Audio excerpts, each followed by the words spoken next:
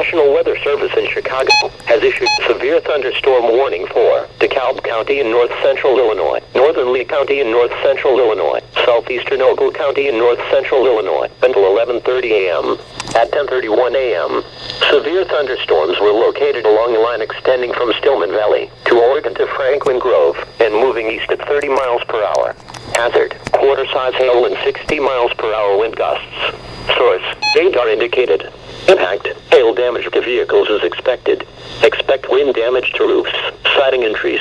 Locations impacted include Rochelle, Shabana, Genoa, DeKalb, Sycamore, Franklin Grove, Ashton, Hillcrest, Kirkland, Kingston, Malta, Waterman, Cortland, Hinckley, Stewart, Creston and Lee.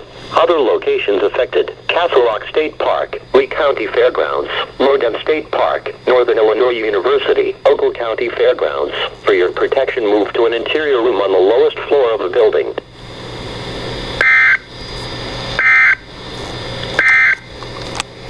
The following is a special weather